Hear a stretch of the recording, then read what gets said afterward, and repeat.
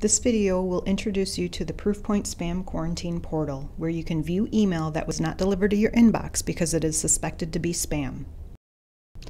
To log into the Spam Quarantine portal, open your web browser and go to https://urspam.rochester.edu. Enter your net ID and password. Once you are logged in, the first thing you will see is a list of emails in your quarantine. For each email, you can see the address it was sent from, the subject, the date and time it was received, and the spam score, or the likelihood that the email is spam versus a legitimate message.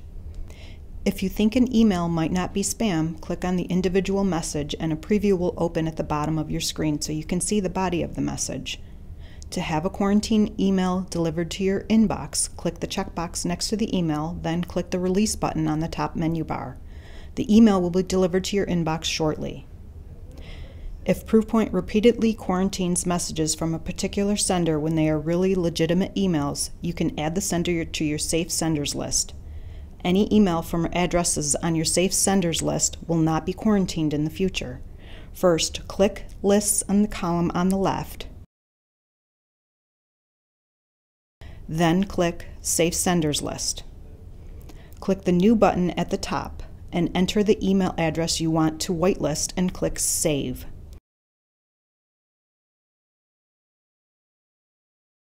You should then see the email address you just added in the window.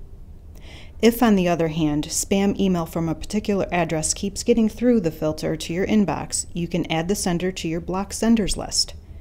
Any email from addresses or domains on this list will not be delivered to your inbox. Select the blocked senders list from the left column and add the email address or the domain using the same process as you used for the safe senders list.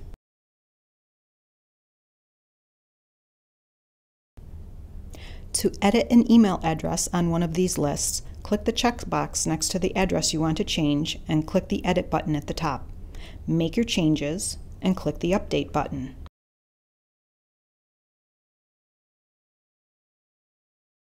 To remove an address from the list, select it and click Delete. If you still receive more spam than you would like, you can choose a higher level of protection for your inbox. The default spam level is set to 65. This means that any email sent to your inbox with at least 65% likelihood of it being spam will be quarantined. If you opt for an additional protection, your spam level will be set to 50, meaning email with at least 50% likelihood of being spam will be quarantined.